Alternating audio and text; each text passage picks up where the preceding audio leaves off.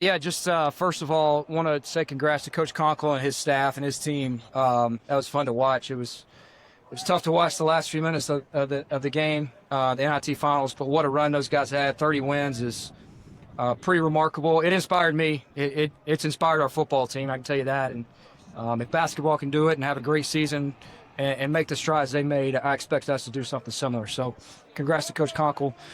Today was our fifth day, our first day in pads. I thought it was okay. We got a lot of work to do. We haven't started on any down and distance stuff, third down, red zone, second down, short yardage, any of that stuff. So right now we're just playing ball, trying to get the playbook installed, some adjustments we want to make from last season, and after being in the league first season, some things we think we need to do better to give ourselves a chance to win the thing.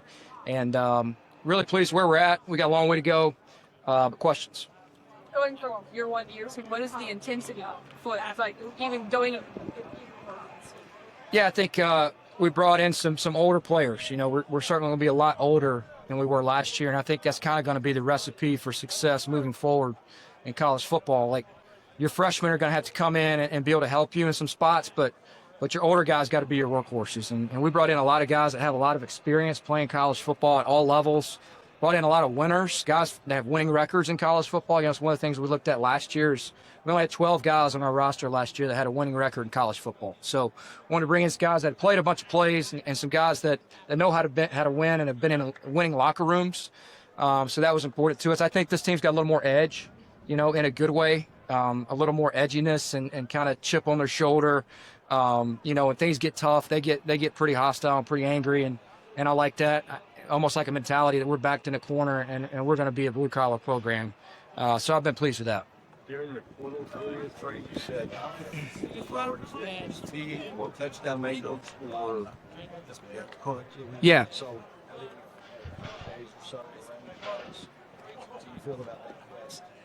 Yeah, I think we've made more plays on the perimeter in 5 days than we made maybe last season, you know, and it's not just wide receivers or running backs or tight ends. It's the whole thing. It's the quarterback getting it out. It's the offensive line protecting. It's guys making blocks downfield. But we're throwing the ball to guys and handing the ball to guys that I think have real juice and can score from far. And we all know how that helps you score points. And we need guys that can score touchdowns from a distance. Yeah, I think Dexter's been better than I thought he'd be. Honestly, he throws it better than I thought he would. He throws a very catchable ball. He's very smart. You know, he's played in 4 or 5 different systems, and he's married and got a kid, and he's just a really mature kid. He's great for our locker room. Like, he's showing these young guys how it's supposed to be done. Even Baylor's, 19 years old, and you know, you got a 23-year-old in there, kind of like a veteran, teaching the ways of college football. And hey, this safety does this safety does this, and so on and so forth. So I've been very pleased with Dexter. I've been pleased with our defensive line. I think our pass rush ability is going to be elite in this league. I think we got some edge guys that can really bend the corner, some young guys and some older guys. So been pleased with that group. Corners have looked good, and a lot of those guys returned, and I think we're running the ball pretty good on defense. what do you want to see for Baylor this spring? Not similar expectations. Yeah, I want to make it as hard as possible for Baylor in practice. I want the games to be like slow motion for them. I want to make it hectic. I want to play music. I want him to be blitzed. I want him to get bad looks. I want to put him in a position to fail right now so that he can be successful in the fall. I mean, the game you can tell it's already slowed down for him. Some of the RPOs and some of the pre-snap decisions he's making at a higher rate than he did all last year. So, yeah, I mean, every quarterback should progress each year. And if you're a good coach, that player is going to progress. And if he doesn't, that's on me. How much more grounded are you at this point this year compared to where you were last year? Yeah, I feel comfortable, man. I think our staff feels comfortable. We got some changes, and I think they're for the better. I really appreciate everything the guys did last year on our staff, but we've had some turnover, and I think anytime you have some turnover is a good thing. We do, return the quarterback and play callers and special teams coordinator, like key pieces, strength coach. Those pieces are really key, but sometimes it's neat to have some new faces in the building. This time last year, I hadn't even moved into my house yet, so like life is better. Like I'm stable. We know where our kids go to school. I think our coaching staff feels the same way. Our players feel the same way. I feel like we're grounded in Tulsa at this point. You feel about your running back room in total, because you're just looking from a numbers perspective. They definitely going in. It's supposed to definitely fit pretty good. Yeah, I think just 3 guys have, if you total those 3 Traquan and Damari and DJ McKinney, just their total offense alone in college is close to 2,000 yards, maybe more. Those guys have been very productive, and you could tell they get downhill when they get the ball in their hands. And I want to see, we're not going to tackle much this spring, but when we get to the games and when we get to the scrimmages in the fall, like I want to see who can break that safety's tackle and take it for 50, not just 15, not just 10. What went into getting Chris Thompson back? I don't know what his eligibility is like. Obviously, he's played a lot, but what went to getting him back, and how's it feeling? Yeah, he got the medical last year, so he never played in a game last year, broke his leg, and, we really missed him last year. Ray Coney had a great year, and, we wish him success, but Chris has probably a little more leadership skills than Ray did, and those guys rally behind him, and Chris is my greatest advocate in that locker room, and I really appreciate that from the head coach. You got 3 or 4 guys that have your back, and I know he's got my back, and I feel really good about Chris. He's moving well. He's faster than he was last year. He's running through the middle in cover 2 and staying on top of wide receivers, and he's doing some things more athletic than he was last year. I noticed you talked to Devin a lot today. What did you do today in practice? Devin Robinson? Yeah, he's another one of those defensive guys that just has my back. Like, I know for a fact he's pushing my message every day. Him and Chris Thompson and Ty Newhouse and, Hudson Ball, Elijah Green, a lot of those returners, I just like the way Dev plays. He's angry. He hits people. He's everything you want in a defensive player. He's aggressive. You can't have too many guys like that and guys that care. And that's how you play good defense. You get a bunch of guys that play like werewolves and play fast, and you have a great chance. There's some newcomers at the wide receiver room, but also you look out there and you get Gio's back. Hardly had moments last year. Yeah, G's he's got to get more confidence. He's young and he doubts himself at times, and he's going to be a phenomenal player. I thought he had a really good day today, some really good catches, and Jimmy Callaway popped some. David didn't have his best day, but he's probably been the most consistent the first 4 days. David Wells, who's also been very productive. I think we've got a chance. Orion Singleton is very fast. The guy that can catch the ball and make the first guy miss, and it's just fun to see those guys playing well. Priority is always health, right? You mentioned not tapping. I missed this spring. When you break it up into segments, first week, did you want to have certain things accomplished by the time you get to 5 days and 6 days? Yeah, we've got it. We've got it scripted out right now. We're going to go again Thursday, pretty physical in pads, and we'll thud it up and make sure we get good looks. And I think next week we're really going to start honing in on our opponents that we're going to play next fall. I'm really not too concerned about a ton of third down, 2-minute, short yardage situations right now. I'm worried about getting this football team better and preparing them for the teams we're going to play.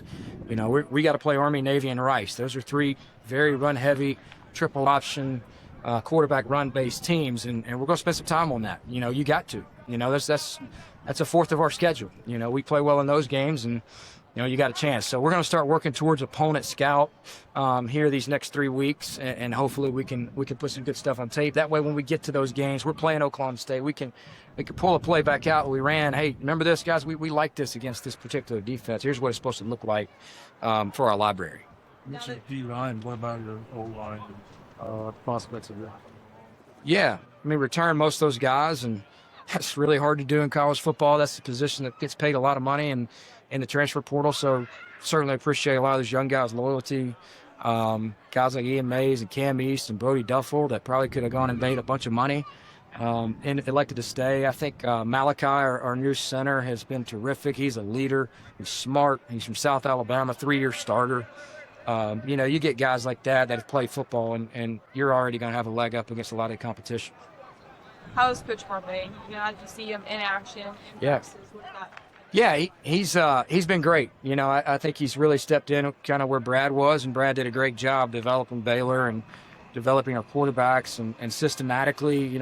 After looking back at the film, I think we wasted a lot of plays last year, and I think that's where Kevin has really come in and said, hey, now let's make sure, we get 60 plays in a game. Let's make sure we're getting 55 good looks and good plays. And he sees it differently than me, which is good. I do think Kevin's brought some things in the system that we're still using my terminology and a lot of our same stuff, formations and motions, but he's brought some new schemes and some things to get the ball down the field at a more successful rate, which we didn't do a great job of last year. So you always want to improve in areas you're weak. No, good. No, I was going to ask.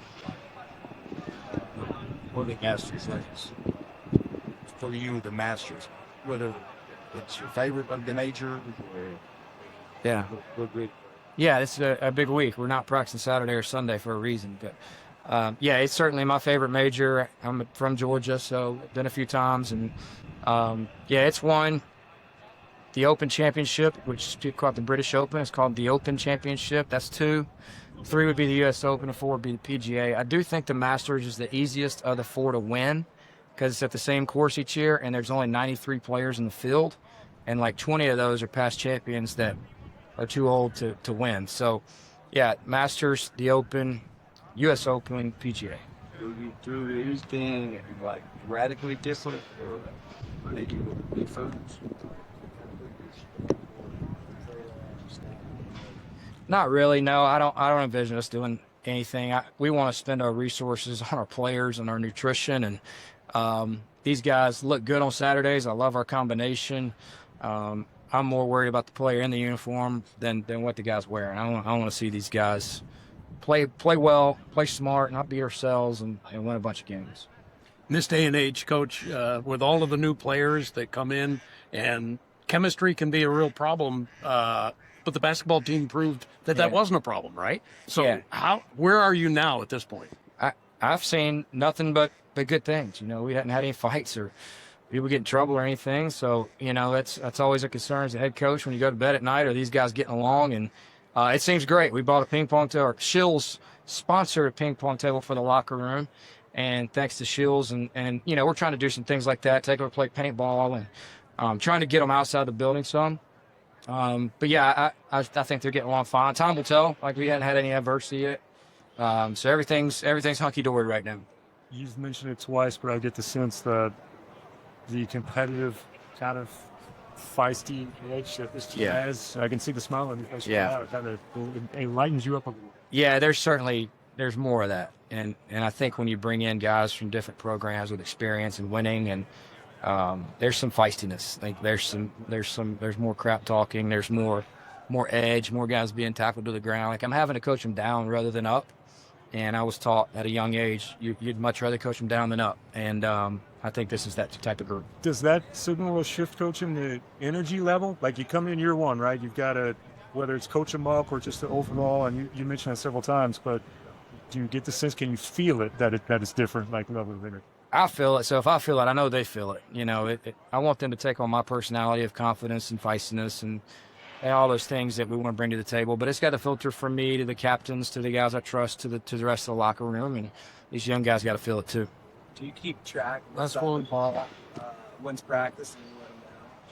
Not really. We really don't even have a depth chart right now. So, like, honestly, like, Donnell G was in there with the 3s, and like, he's probably a projected starter, you know. And you got, you know, Jimmy Callaway in there with the 2s, and then you got, you know, Elijah Green may take a rep with the 3s, and so it's hard to tell. Like, matchup wise, you may have a true freshman on Jaden Madkins at 3 technique, and you're like, oh, the defense dominated the play. Well, really, it was one guy as a true freshman center versus a fifth year, you know, nose guard, and it's just, you get a lot of that stuff. So we'll watch the tape tonight as a staff, and we'll watch it again in the morning with the team, and make our corrections and keep getting better. Thanks, Coach.